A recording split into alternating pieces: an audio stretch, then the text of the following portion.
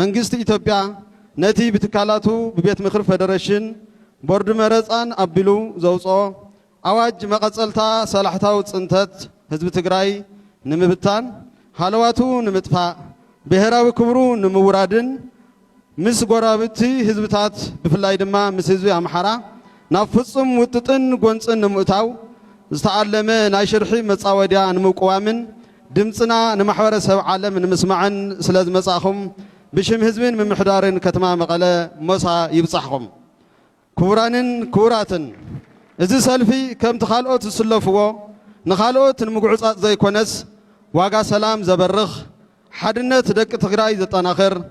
ተጋሩ ኣብ ብሔራዊ ረብሓና ኣብ ሓደ ንረበሉ ብሓፈሻ መሬት ዓድቦና ከይቆራረስ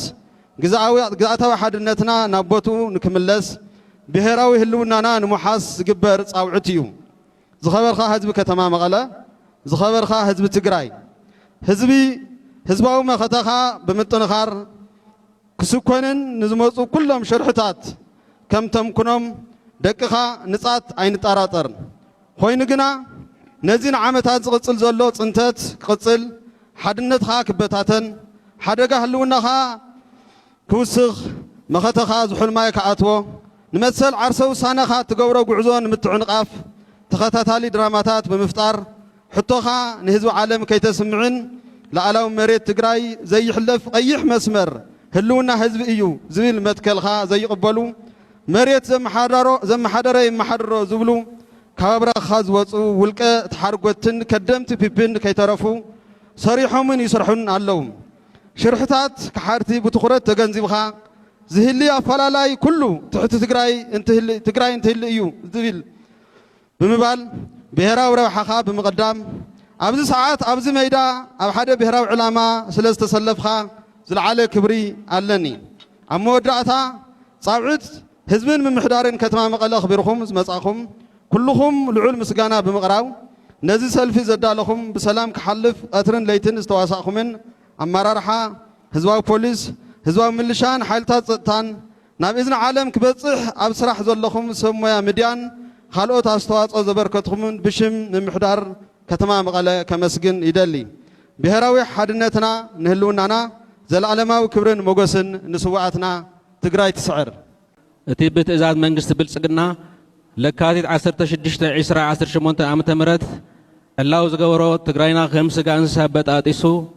እንተኽኢሉ ህዝቢ ትግራይ ዓዲ ኣልቦ ገይሩ ፋሕ ጭርንጋ ኃይሉ ክብተን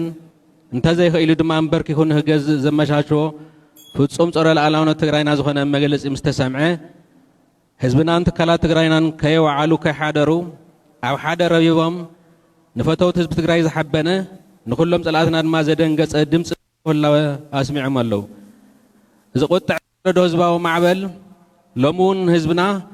ሰራዊት ትግራይናን ኩሎም ትካላት ትግራይናን ከም ወትሩ ንጸላእትና ዘይቆርጦም ዓረ ምዃኖም ደጊሞም ብዕሊ ምግላጾም ዘለና ዝለዓለ ክብርና ብስም ውድብና ሕወሓትን ብስመይ እንትገልጽ ሓበን ይስምዐኒ። ዝኸበርክንን ዝኸበርኩምን እዚ እከይ መግለፂ ቦርድ መርፃ ኢትዮጵያ ቀንዲ ዕላማ ህዝብታት ትግራይን ኣምሓራ ንዘለኣለሙ እናተዳመዩ ንኽነብሩ ህዝቢ ክልል ኣምሓራ ኣላዓኢሉ ናብ ጎኖ ሰሊፉን ህዝቢ ትግራይ ንምንብርካብ ዝተዓለመ ሽርሒ እዩ። ይኹን ዳ እምበር ውዲት መንግስቲ ኢትዮጵያ ስለ ዝተረድኦም ብህዝቢ ክልል ኣምሓራ ብሓፈሻ ብልሂቃን ኣምሓራ ድማ ብፍላይ ሰማዕ እዝነ ይረኸበን። ህዝቢ ኣምሓራ ከምቲ ጀሚርካዮ ዘለኻ ፈላላይ እንተሃልዩ እውን ብሰላማዊ ዘተን ምርዳእን ዝፍታሕ ብውሳነ ዓለም ትውዲት ናብ ካሊእ ጎንፂ ከም ዘይተኣቱ ንወዘድካዮ ቅዋምን ትገብሮ ዘለኻ ቃልሲ እናኽበርና ንቐጻሊ እውን ቃልስኻ ኣጠናኺርካ ከም ትቕጽል ብምትእማን እዩ። መንግስቲ ኢትዮጵያ ኣብዚ እዋን እካይ ኣዋጅ ጆኖሳይዳዊ ዕላው ዝገበረሉ ምኽንያት ኣብ ዝሓለፉ 3 ዓመታትን 4 ወርሕን ህዝቢ ትግራይ ካብ ገጽ ምድሪ ጠፊኡ ስራሕ ክርከብ ኣለዎ ዝብል ቀንዲ ዕላምኡ ተግባራዊ ኣላይ ናይ ጥፍኣት ምድላው ገይሩ ህዝብና ብሰላሕታዊ ጽንተት ኣዳኺሙ ነዳዲ በጀት ሓገዝ እኽሊ ከልኪሉ ኣብ ወሰን ትግራይ ዝኣከቦ ዘመናዊ ጋዕገልጠ መሳርሒ ኩናት ዝተዓጠቐ ሽሾ ሰራዊቱ ደሞ ኩናት ንምውላዕ ዝሓቅኖ ሽርሒ እዩ። ህዝቢ ትግራይ ንመሰሊ ረብሓን ህዝብታት ስለ ዝተቓለሰ ብመንግስቲ ኢትዮጵያ ሕማቕ መርኣያ ተወሲዱ ብ2013 ዓመተ ምህረት የህግ ማስከበር ብዝብል ሽፋን ኣብ ልዕሊ ህዝብና ዝፈጸሞን بسلاحታ ይፍጽሞ ዘሎ ጆኖሳይድ ንመጻል መረጻ ከይካድ ከልኪሎም ኢሉ ብቅልጽም ህዝብናን ሰራዊት ትግራይናን ጥቅምቲ 23 2015 ዓመተ ምህረት ዝፈረሞ ስምዕ ፕሪቶሪያ ቀዲዱ ዝተኸለፈ ጥፋት ጆኖሳይድ ንመጻል ዝወሰነ ምዃኑ ፈታዊ ጸላእን ክፈልጥ ይግባእ ዝኸበርክንን ዝኸበርኩምን ህዝብና ክፈልጦ ዝግባእ ካሊእ ሓቂ ትግራይ ንምብታን ምጽናትን ዓሊም ዝተወሰነ ውሳነ መንግስቲ ኢትዮጵያ ብምትሕባር ከዳዓት ተጋሩ ፍጸም ዘሎ ምዃኑ እዩ እዞም ከዳዓት ሎሚ ደስ ደቅ ትግራይ መሲሎም ሓዙን ስደዱን ዝበሉ ዘለዉ እኳ እንተኾነ መሬት ዘመሓደረ የመሓድሮ ተመዛበልቲ ይመለሱ መንግስቲ ፌደራል ተመዛበልቲ ናብ መርበቱ ከይምለስ ዕንቂፈ ይፈልጥን ዝብሉ ዝነበሩን ኣብ ቀረዋን ኣብ ጸለምትን ምስ ዓፋር ኣብ ዝዋስኑ ከባብታትን ምስ ሰራዊት ኢትዮጵያ ወጊኖም አንጻር ምኽባር ላዕለውነት ትግራይ ዝተኮሱን ተጋዳላይ ትግራይ መስዋዕቲ ዝኸፍል ዝገበሩን እዮም ሕዙን ውሳነ መንግስቲ ኢትዮጵያ ስዒቡ ኣብ ህዝቢ ትግራይ ዝተፈጠረ ቁጥዕ ንምዝሓልን ነቲ ፖለቲካዊ ውሳነ ኣብ ዘይምልክቶ ቤት ፍርዲ ብምውሳድ ብኦቢልካ መጨረሽ መሬት ትግራይ ንምህጋር ዝዓለመ ልእኽቶ ሒዞም ይሰርሑ ከም ዘለዉ ክፍለጥን ውዲቶም ክፍሽል ምቅላስን ይግባእ ዝኸበርክንን ዝኸበርኩምን ውድብና ሕወሓት ሓዊስካ استراتيجيك عمتات تجرينا نسلام كابزلهم صنع أمنات عند قدية سمع بريتورا نكتكبر بوليتوس كاوس أجمع بزاتن مفتاح سعرهم يوم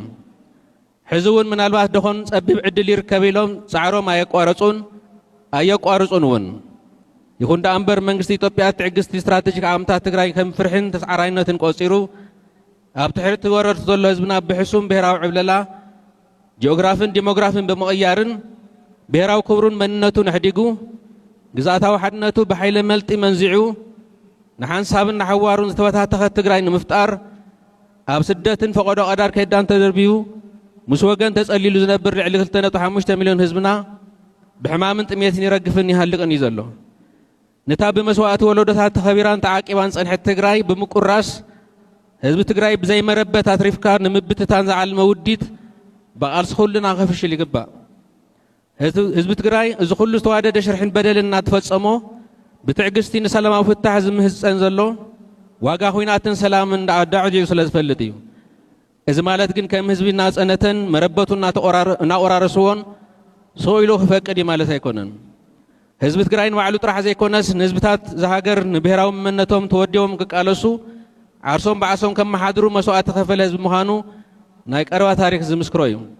سلز هون كل فتاون سألان كفلت أزقبع حق أنت هالوا زقراس مريت تجراي هون يتأفه حزب خمسة يهليهم بمسوات ولدها تعاقب وزمس أكبرن جنات حزب تجراي أبزو ما البس حزب حفر تاريخ سرح زبتي بمهانون بعد امتدك هذا ناس أتودب كحوحات حزون قال سوى أدك عقبة نمحاصلون خان لعلونت كان كمون مرقات مثل عرس وسان هاب تجور قالسي مرح الجامعة كم تواسا كن راجز الكان فتو زخبركم تمالي لوم يكون وترو حريا ودبنا حوحات حوسكا كلهم استراتيجيك عمتات تجرينا السلام مهانو حزون دقيمنا دقاقيمنا نجلس يكون دا أمبر نحن أطرح سلام سلازبلنا سلام كراجت كم زي يخلون ردائنا سلازي حزقات من نزول حرقا بهراه الله بتأمر كل سمنا المخباس أبدهم زحالفو سلسة معلتات باستفلالي مجلسات لو مدما ملو تجراي كسئلون أبستفلالي وزع جرازنا بردياسبورا تجراي باستفلالي أجواز جورم كالستات نبتشبط نجار وحيل بمعيار أو زاو مخته تجراي عاسلنا كموترو تودينا كنمكت تاريخها وقبونا عن حلفنا ثنانيم قبل عليه بهم استأوج جنوسايد سعيبو أنا له حزبي أين سنتني لكم مناسي تجراي أبقى تاريخ ألسيس بتجراي بخرعات زنتو نايب عليهم تاريخ جنات فاستيمكم يهم تخونا جن حزون أنصار هلونا حزبهم زن سألوا حرقة بنقحات على لهم أبهرا وربحان هلونا حزب تجراي بحدنا تربيكم تاريخها وحلفنتكم ببقعة فتسمو ودوكم حوحاتي تسوع بتوساخي حرقة هنا تأنسلالي الكا كاب تجراي ناب كالوت كبابتات بموسى قداي قفان ما أسرتن تخون زلها من سي تجراي سدت ما يفتح سأجم كم زي كونن كاب كراب بلسقناك تملت كم زي تخيلن ترديها مش حزب خان سراويت كان وقين كان أجام كوافي أما لعلم زلهم تجارو دياسبراون حدناتكم نمزراك زكبر زلوا شحيتات بطورة تجنزبكم أبز داقم زن سلال زلوا كالي زور دماغيناتن كم وترو أمباسادات تجراي كوينكم ታሪካዊ ሓላፍነትኩም ትዋጽኡ ውድብኩም ህዝባዊ ሓያና ሓርነት ትግራይ ዘለዎ ምትእማን ዝለዓለ ምዃኑ ከራግጸልኩም ይፈቱ ብተወሳኺ ፖለቲካዊ ፈላልያና ከም ዘሎ ኮይኑ ምስ ኩሎም ኣብ ብሔራዊ ረብሓን ህልውና ህዝቢ ትግራይ ዝተሰለፉ ፖለቲካዊ ውድባት ትግራይ ተደጋጊፉ ክሰርሕ ዘለዎ ቁርብነት ህዝባዊ ሓርነት ትግራይ ብዛጋጣሚ ደጊሙ ክገልጸልኩም ይፈቱ ዝኸበርክንን ዝኸበርኩምን ብቐንዲ እዚ ትግራይ ካብ ዓለም ህዝቢ ትግራይ ካብ ገጽ ምድሪ ንምጥፋእ ዓሊሙ ብመንግስቲ ኢትዮጵያ ንምክያድ ምሽብሻብ ዝግበረሉ ዘሎ ደማዊ ኩናት ንብሔር ብሔረሰባትን ህዝብታትን ኢትዮጵያ ተመሊሱ ኣቃጺሉ ከም ዝውድኦም እውን ንጹህ ህሊና ዘለዎ ሕድሕድ ኢትዮጵያዊ ብዕሊ ክርዳእ ይግባእ እንትርፊ ብኩናት ብኻሊእ ክነብር ዘይኽእል መንግስቲ ኣብ ዝሓለፈ 8 ዓመታት ህዝብታት ኢትዮጵያ ሕድሕዶም ክዳመይ ገይሩ ስርዓት ብልጽግና ሕገ መንግስትን ኩሎም ሕግታትን ሃደሽ ተሸቢሉ ኣብ መንጎ ትግራይን ኣምሓራን ኣብ መንጎ ዓፋርን ሶማሊን ኣብ መንጎ ኣምሓራን ኦሮሞን ኣብ መንጎ ኣምሓራን ጉሙዝን ኣብ መንጎ ኦሮማን ሶማልን ኣብ መንጎ ደቡብ ምዕራብ ኢትዮጵያ ዘሎ ብሔረሰባትን ዘይዛሪሓዎ ኣጒዱ ክባልዑ ገይሩ እዩ ሕዙን ፈጺሞ ይኾነሉን እምበር ህዝቢ ትግራይ ናይ ምብርካኽ ወፍሪ ምስ ወገነ ብረት ኣፈሙዝ ኣዚሩ እቲ ብዋናነት ኣብ ኣምሓራን ኦሮሞን ዘካይዶ ዘሎ ውግእ ከም ዝቕጽል ዘማትእ ኣይኮነን ፖለቲካዊ ጸገማት ብዘተ እምበር ብወታደራዊ ሓይሊ ስለ ዘይፍታሕ ተገዲድካ ወይ ተዓንፊንካ ንዝሓለፉ 8 ዓመታት ኣብ ዘይምልከተካን ደምካ ደም ከልቢ ኮይኑን ኣብ ዝተርፈሉ ኩናት ተጠጢቅካ ዘለኻ ሰራዊት ብግልጽግና ፍሉይ ሓይሊ በታኒ ኣድማን ምልሻን በቃ ይኣኽለኒ ኣይዋጋእኒ ትብለሉ ግዜ ሕዚ ምዃኑን ክትርዳእ ይግባእ እዚ ደማዊ ወታደራዊ ጥፍኣት ንምክያድ ምክንያት ከኣላልሽ ዝጸንሐ መንግስቲ ኢትዮጵያ ሕዚ ምሉእ ጥፍኣት ንምፍጻም ዝኣወጀ ኣዋጅ ኣብ ትግራይ ጥራሕ ተሓጺሩ ዝተረፉን ኣይኮነን ሙሉእ ቀርኒ ኣፍሪቃን ሰገድ ቀይሕ ባሕሪ ማእኸላይ ምብራቕን ዝሕምስ ምዃኑ ብሓፈሻ ደላይ ሰላም እዚ ከባብን ዓለም ለኸ ማሕበረሰብን ብግቡእ ክርድኡን ዝሓደገኛ ሳዕብየን ዝህለው ካልእ ዙር ደማዊ ኩናት ጠጠው ንምባል እወንታዊ እጃሞን ከወፍዩ ንጽውዕ ኣብ መወዳእታ ኩነታት ዝጸልመተን ተጸልመተ እቲ ጸገም ብጥሙር ሓድነት ህዝብና ከም ዝኽበስ ኣየጠራጥርን ሰላማዊ ሰልፍና ናብ ጭቡጥ ተግባራት ከም ዝቕየሩን እንተኣመን ዘለኣለዊ ክርን መውገስን ስዋእትና ሓድነትናን